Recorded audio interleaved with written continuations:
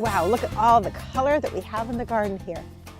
It's March. March can be really, really warm. Like February, we had some 70-degree temperatures in February, and we had freezing temperatures. Well, March can do the same thing, warm then cold. It can be really, really windy. But don't let that stop you from going out in your garden and enjoying what could be coming up. This month, I'm going to share with you lots of color in the garden. Some of the color are bulbs that are just coming up. They're very teeny tiny, so you have to take a look at them. Other things we're going to do is clean up and pruning roses. So join me for Delmarva Gardens coming up next, right here on Packed Horses.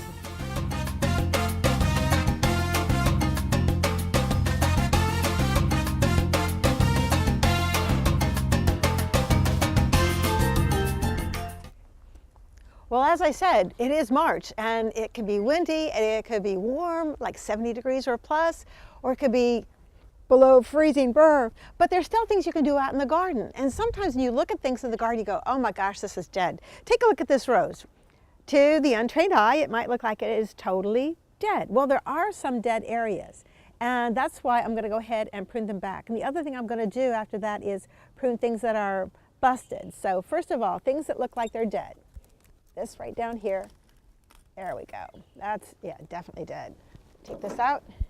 And this one here, notice how this one also looks like it's doesn't have anything from last year. So I'm gonna go ahead and cut that as well. There we go. When you're working with roses, always try to use your tools to hold on to them, because roses are very, very sticky. Okay, there's this other one, but I think I can go ahead and use the hand pruners. I like to use the loppers when I'm working with something that's large, but something that's small, not so much. So like this one right here, I can go ahead and cut that. Now what I'm doing is I'm cutting this back to an area where this can go ahead and have more sprouts. So I'm gonna go ahead and cut this one up also. And let's see, this doesn't look good, so I'm gonna cut this all the way down to here. And this will help the plant get some renewal growth. This, you could see right here, some of the new branches coming out, there and here. Well, this one right here looks like it's coming out here, so I'm gonna go ahead and cut this so it's actually growing outwards. Every time you prune, you're asking the plant to grow, which is a good thing. I'm gonna go ahead and prune these guys out here. There we go. Because notice how this one right here, there's some dead, damaged material there. This whole thing is dead, so it's just as well to get rid of it. Even though that one right there has got a live branch that's starting to come out right now, I just think that it'd be better to try something a little bit closer to the ground. Okay, let's see, now this is dead, so we're gonna get rid of this. There we go. Whew. I didn't think that was dead, but it definitely was. Okay, I'm gonna have to get my loppers because this is also dead. And even though it had the top part right here that was alive, most of it was gone. So I think it's better just get rid of that. There we go. Now, it looks a lot smaller, which is okay.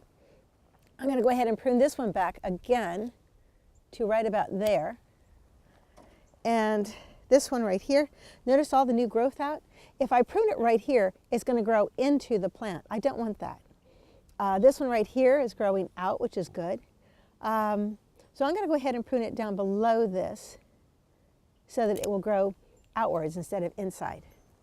Okay, now it doesn't look like much, but that's not too bad. One more, one that's dead, there we go. Now, what I need to do later on is go ahead and give it some fertilizer and all. But right now, everything here is alive and it can go ahead and grow and be beautiful. What you want your roses to do is grow into like a bowl of sunshine.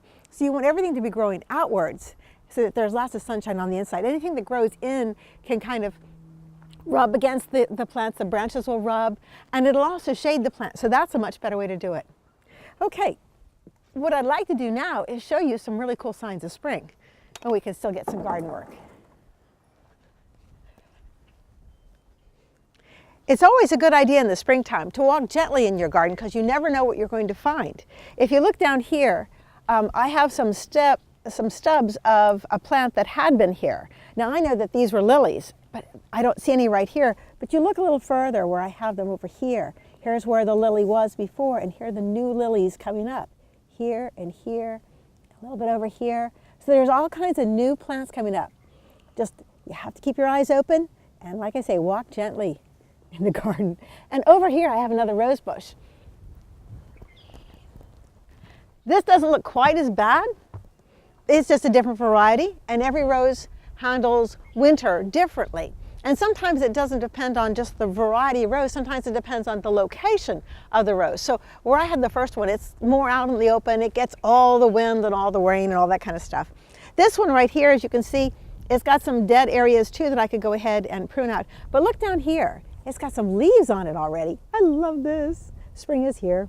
So if I was going to go ahead and prune, I could prune a little bit above this, or a little bit above this, or even above this one right here. And that's what I'm going to do right there. There we go. I'm going to go ahead and prune out. This is dead for sure. Pull that off.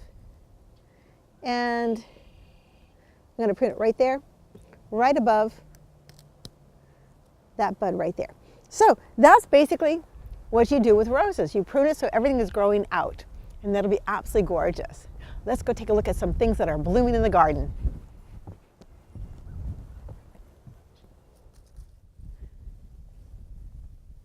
This is one of the smallest, earliest tulips that you'll ever find. And it seems to be fairly heat tolerant here on the Eastern Shore.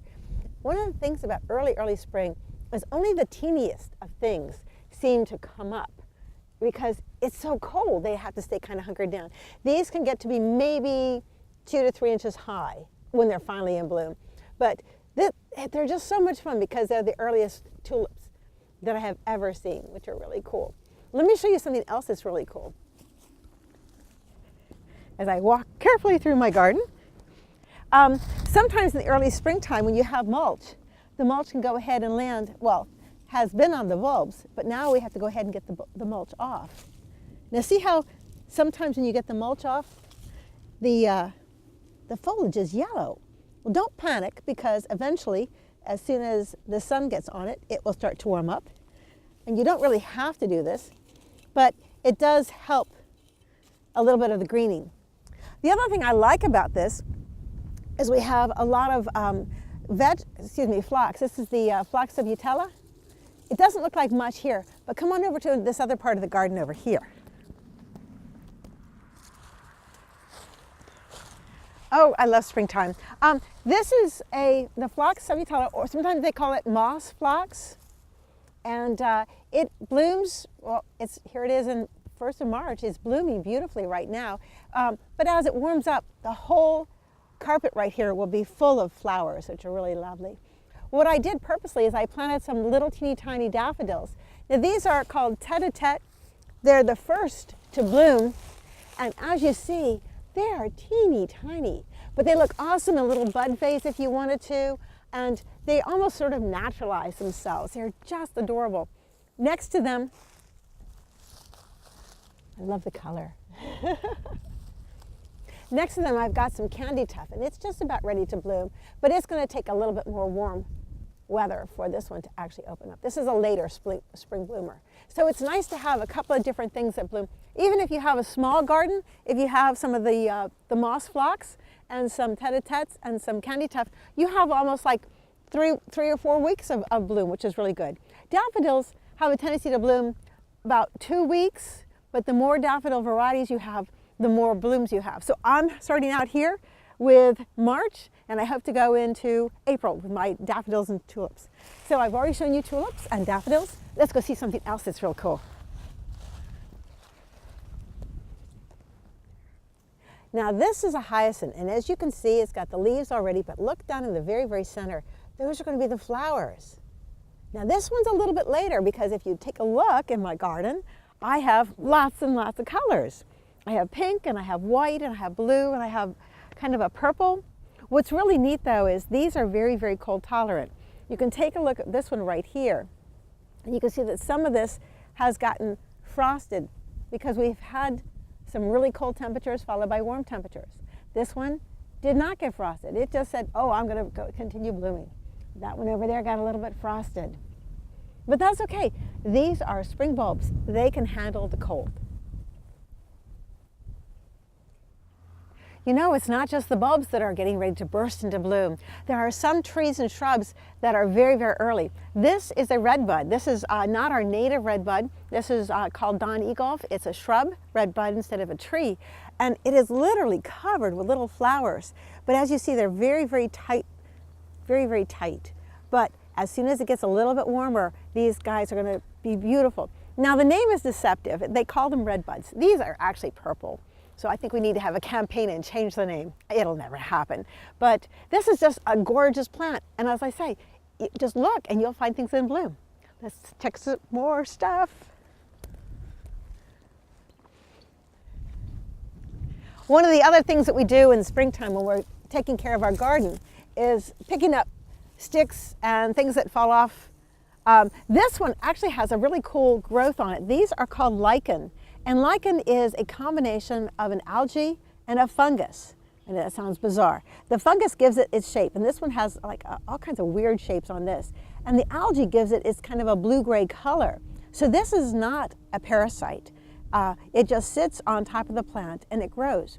It does need a lot of moisture to grow, but it can go ahead and do its own photosynthesis. So all it does is need something to sit on. Quite often you'll find it on things that aren't doing so well or dying. And I think that's because as these die and decompose, sometimes the moisture of the plant gives off, and that's where they come from.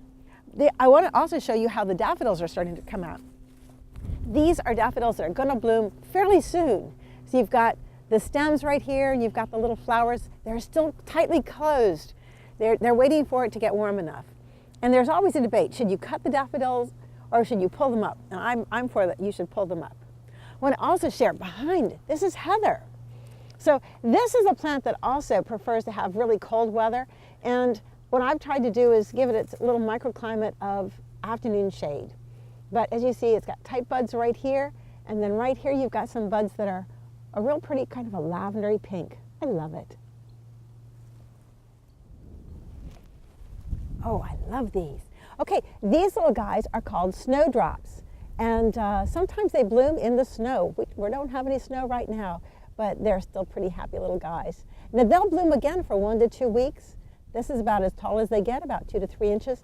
It's always good to have something tiny like this planted really close to where you can actually see them so that you can enjoy them. Otherwise, if you're so busy you don't even notice them, they'll bloom and you miss the whole thing. I love these little guys. Okay, once again, small, tiny, early plants. These are crocuses. This little one is in full bloom right here. And you can see these guys right here are coming through the mulch. And they're just fine. They're just fine. I can go ahead and take that off, but they're just fine. These are the little Thomasina crocuses. They're very, very tiny, very early. And again, they last for about 2 weeks. And as they're finishing up, the giant crocuses are starting to grow.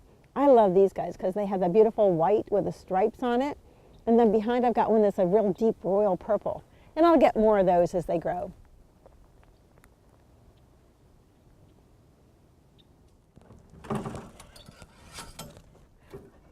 Okay, spring garden cleanup also involves raking the leaves out of the garden. Over the winter, these beautiful trees right here drop their leaves. And we have a cornfield, so we have some of those. If you take a look, some of these leaves right here, this is a leaf of a hosta. So I have hostas here, and I thought I'd go ahead and start cleaning them because I noticed I have some beautiful Lenten roses right here. But just before I started thinking about raking this, look what I found down here. This is a Lenten rose that is trying to bloom under all of these leaves. Look at this. Isn't that neat? So springtime is lots like a treasure hunt where you never know what you're going to find when you remove the leaves. Now the leaves actually act as a cushion or insulation, just as snow does, kind of keeping the winter wind off. But as you see, it also keeps the sun off too. So I'm going to be judicious, but I do think it's time to get these leaves off of here. So one of the things to do is to go ahead and rake them up, put them in a wheelbarrow, If you can go ahead and compost them, that is the perfect thing to do.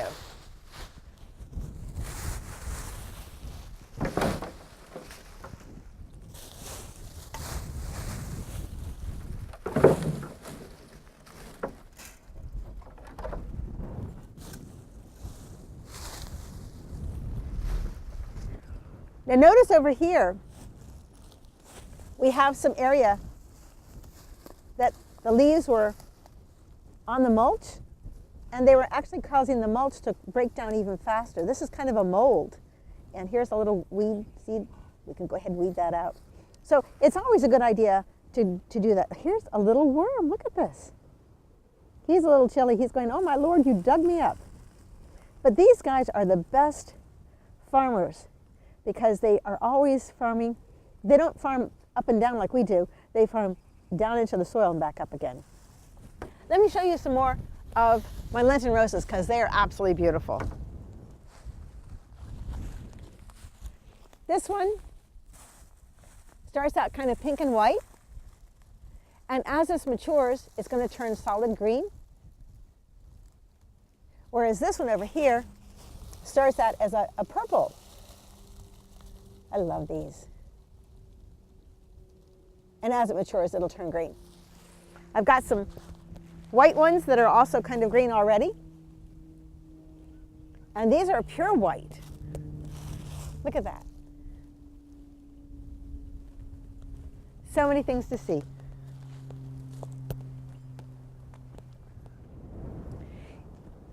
Now some of the plants that I'm showing you have actually survived over the winter. Right down here we have some of the wild geranium. Now wild geranium blooms sort of a bluish purple color, which is real nice, but the leaves have stayed green all winter long, which I've thoroughly enjoyed. And right behind it is a little plant also.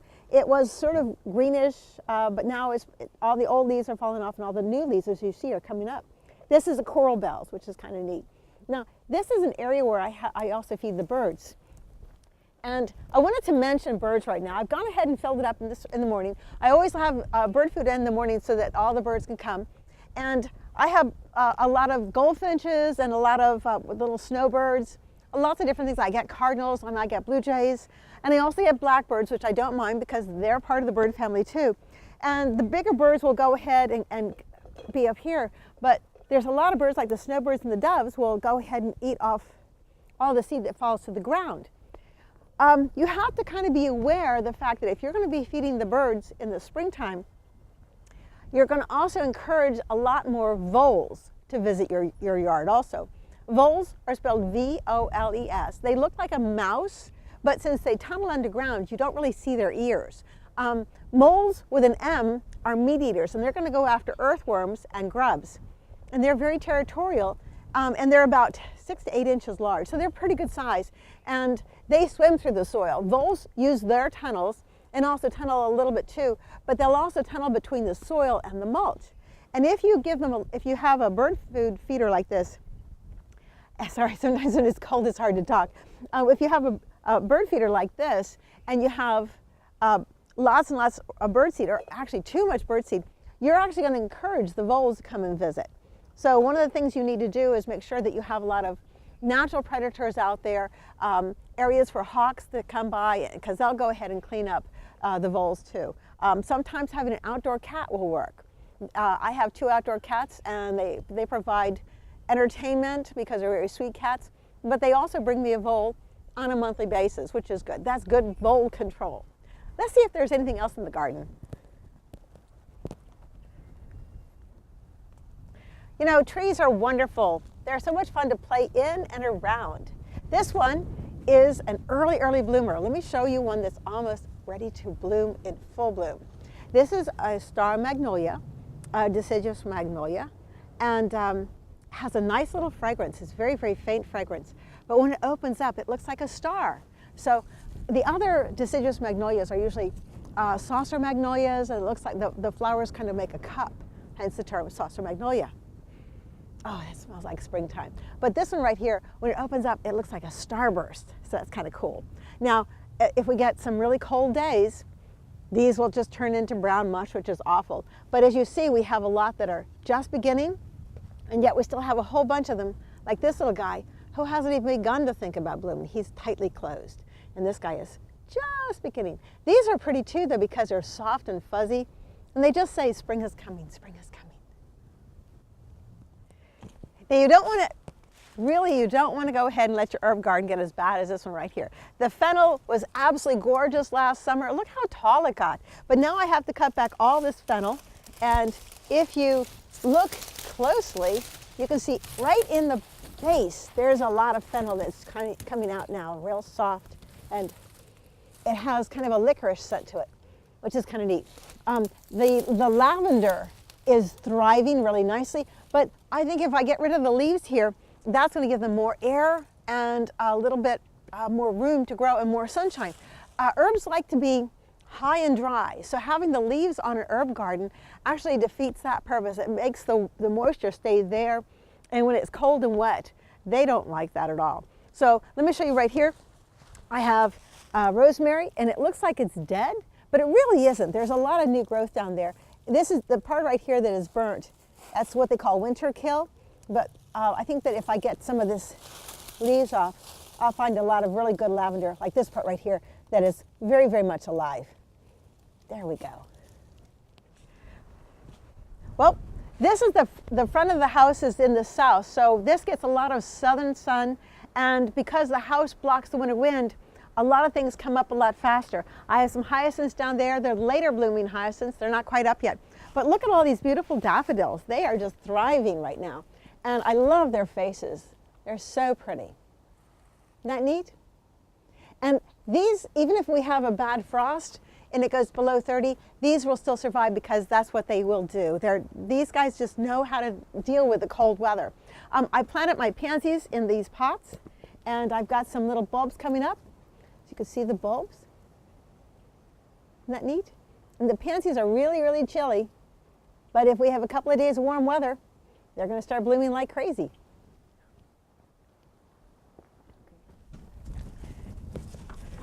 Whew. It's getting brisk. Okay, one of the other things you can go ahead and do this time of year is prune out some of the perennials that have been left to give structure and color in the garden. And also I left these here because a lot of the birds were eating the bird seed. So I have some, these are black-eyed Susans here, and then these are purple coneflower here, and they're hard to see right now because they're just basically nothing but seed heads. But this is a really good time to go ahead and prune them out and compost them. And once you get all this stuff pruned out like this, you can go ahead and rake the leaves out too. It's hard to rake the leaves out with all of these guys here. But like I say, there's always something fun to do in the garden, and the more you work, the warmer you stay. So you should do that. I want to thank you for joining me in my garden and finding springtime in the garden right here on Pack 14.